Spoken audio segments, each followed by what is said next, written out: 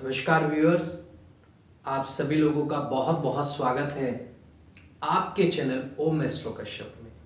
मैं सुशांत कश्यप आज आप सभी लोगों के सामने एक और इंटरेस्टिंग वीडियो लेकर आया हूँ।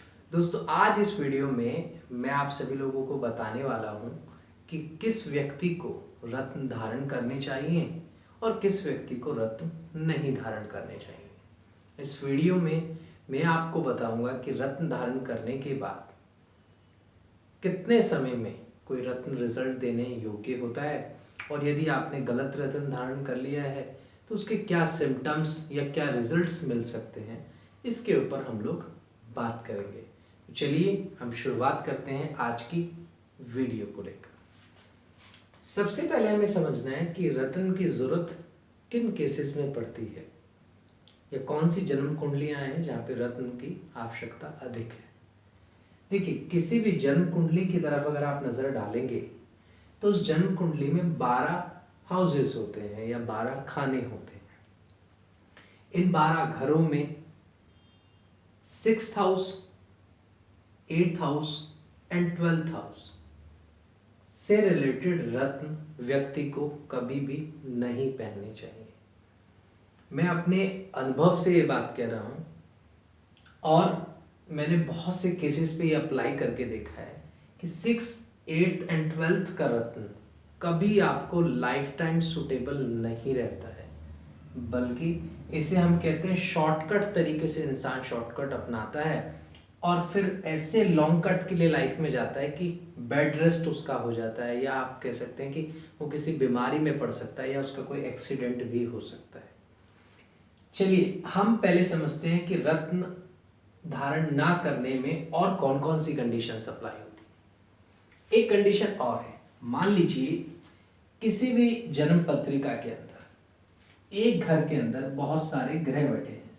मान लीजिए इस पत्रिका के अंदर शनि, मंगल, सूर्य और शुक्र हम मान के चलते हैं। अब ये 4 ग्रह यहां बैठे हैं। मेरा मानना यह है या मेरा अनुभव यह है कि यदि किसी भी व्यक्ति की कुंडली में एक घर में 3 से अधिक या 3 ग्रह जब भी बैठे तो ऐसी स्थिति में आपको बहुत ध्यान से समझ के रत्न धारण करने चाहिए, क्योंकि यह स्थिति ये दिखाती है कि जो रत्न आप धारण करेंगे उस रत्न का प्रभाव उस ग्रहों के साथ बैठे हुए उन लोगों तक भी जाएगा जिनका कारक तत्व उस ग्रह से संबंध रखता है। उदाहरण के तौर पर इस पत्रिका के अंदर आप देख सकते हैं कि यहाँ शनि, मंगल, सूर्य और शुक्र साथ बैठे हैं। मान लीजिए कि इस कुंडली के अंदर सूर्य योग कारक ग्रह है। मेष लगन की कुंडली हम इसको मान के चलते हैं। मैं आप लोगों के लिए लिख भी देता हूं।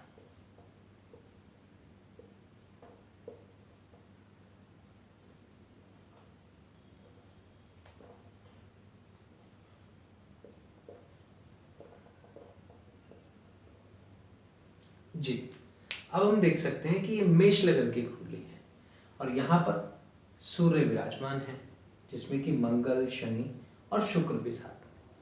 अब ऐसे में अगर आप सूर्य का रत्न धारण करते हैं और इन ग्रहों के साथ सूर्य विराजमान है, जहां पे सूर्य के 2 शत्रु शनि और शुक्र उसके साथ में विराजमान है उसी घर के अंदर, तो जैसे ही आप सूर्य का रत्न धारण करेंगे तो संभावना है कि आपके पिता संबंधी कोई घटना जो कि खराब हो सकती है और उनसे रिलेटेड कुछ भी उनका पैसे का लॉस होना या कहीं वाद विवाद हो जाना या आपका किसी सरकारी तंत्र में वाद विवाद हो जाना या आपके साथ कोई भी गवर्नमेंट रिलेटेड मिसहैपनिंग या कोई इशू हो जाना, इसकी संभावना हम इस पत्रिका से कह सकते हैं।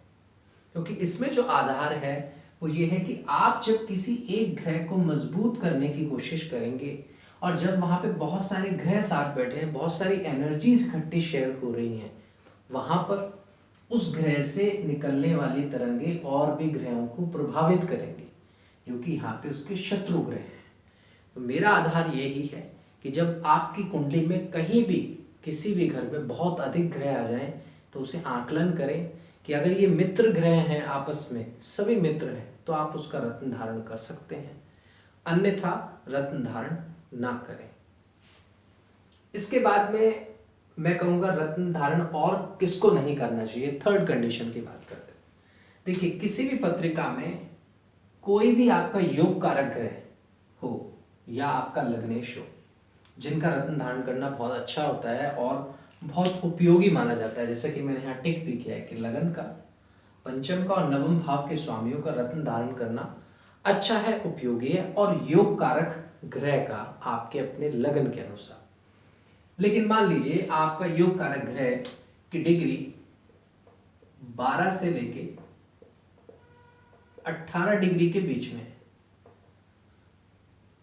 तो मेरा मानना है कि इस डिग्री के बीच में आपको रत्न की जरूरत नहीं है, क्योंकि 12 से 18 डिग्री किसी भी ग्रह की किसी भी राशि के अंदर उसके सबसे ताकतवर होने को दर्शाती है। इस डिग्री में और इस डिग्री के अंतर्गत ग्रह होने पर वो बहुत बलवान होता है, वो बहुत युवा अवस्था में होता है, उसमें बहुत ताकत होती है। तो आपको उसको ओवर एनर्जी देने की कोई ज़रूरत नहीं है। You need not to wear any gemstone for this specific degree of any planet.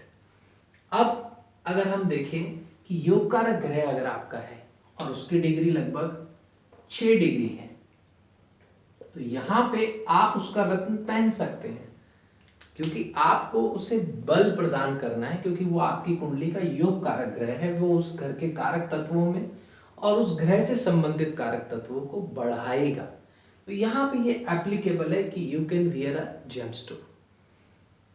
लेकिन ये भी इस चीज का आप ध्यान रखें कि आप गलती से भी अपने 6th, 8th and 12th house के लॉर्ड्स का रत्न धारण ना करें। ये बहुत इंपॉर्टेंट है, इसीलिए मैं इसके ऊपर बार बार स्ट्रेस डाल रहा हूँ। मैंने आपको आज 3 कंडीशंस के बारे में बताया है कि कहाँ पे रत्न धारण नहीं करने चाहिए या बहुत सोच समझ के सेंसिबल तरीके से रत्न को धारण करना चाहिए। इसके बाद कुंडली के अंदर आप कई बार देखते हैं कि आपका लग्नेश या लगन का स्वामी जो है, उसकी एक विशेष महत्वता है। मेरा मानना है कि किसी भी जन्म कुंडली के अंदर आपको लग्नेश का रत्न तो पहनना चाहिए। अब कुछ लोग कहते हैं कि लग्नेश 6ठे भाव में आ गया या 8वें भाव में आ गया या 12वें भाव में आ गया, वो कमजोर हो गया और मतलब खराब भाव में आ गया, तो आप उसका रत्न धारण ना करें। मेरा मानना है कि आपका लग्न आपकी आइडेंटिटी को दर्शाता है। आपका लगन जितना मजबूत होगा उतना मजबूत आपकी आइडेंटिटी होगा, उतनी आपकी बात में दम आएगा, उतना आप में अट्रैक्शन बनेगा और जिससे लोग आपसे अट्रैक्ट होंगे तो आपके काम बनेंगे, आपको प्रोफेशनली अपॉर्चुनिटीज मिलेंगी और बहुत सारी चीज़ें हैं। तो कोई भी जो आपका लगन हो, उस लगन से संबंधित आपको रत्न धारण जरूर करना चाहिए। लग्नेश अगर पीड़ित है, कहीं समस्या में है, तो जरूर धारण करना चाहिए, क्योंकि वह कमजोर है। फॉर एग्जाम्पल, अगर ये मेष लगन की कुंडली है और मंगल यहाँ पर आ जाता है नीच की अवस्था में, तो यहाँ पर कई लोग कहेंगे कि मंगल नीच में है, आप इसका रत्न धारण करेंगे तो इसकी नीचता बढ़ जाएगी। पर मैं ये कहूंगा कि रत्न हमेशा किसी भी ग्रह की क्वांटिटी या स्ट्रेंथ बढ़ाने में उपयोगी है। यहाँ पर ये ग्रह कमजोर अवस्था में है, क्योंकि चंद्रमा मंगल एक अग्नि तत्व ग्रह है और वो पानी में जाकर भस्म हो रहा है, वहां पर उसको सपोर्ट की जरूरत है। ऐसे इंसान को ब्लड रिलेटेड प्रॉब्लम हो सकती है, उसको बॉडी में बार बार कोई इन्फेक्शन होने के चांसेस हो सकते हैं या ब्लड इम्प्योरिटी के भी चांसेस दिखाई देते हैं, या किसी भी तरीके की स्किन से रिलेटेड प्रॉब्लम भी होने के चांसेस बन जाते हैं। गुस्सा बहुत आता है और इंसान बहुत ज़्यादा गर्मी या हीट का सामना करता है। तो ऐसे में मंगल का रत्न उसको एक उपयोगी होगा, सपोर्टिवली काम करेगा। लेकिन इस चीज़ का विशेष ध्यान रखें कि मंगल का या उस ग्रह का अकेला बैठना बहुत ज़रूरी है। अगर वो बहुत से ग्रहों के साथ आ गया, जुड़ गया, तो वहाँ पे आपको डिफाइन करना है कि ये प्लैनेट्स का इस प्लैनेट के साथ में रिलेशनशिप क्या है।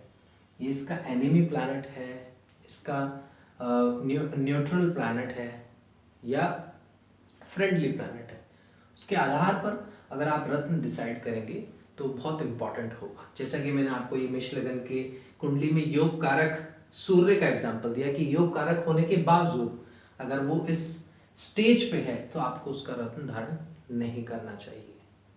तो आज के लिए वीडियो में इतना ही। और आप सभी लोगों ने अगर मेरा चैनल सब्सक्राइब नहीं किया है अभी तक तो आप मेरे चैनल को सब्सक्राइब कर सकते हैं, लाइक कर सकते हैं मेरी वीडियोस को, और बेल आइकन दबा सकते हैं जिससे कि आपको फ्यूचर में और नोटिफिकेशंस मिलती रहे। बहुत बहुत धन्यवाद। नमस्ते।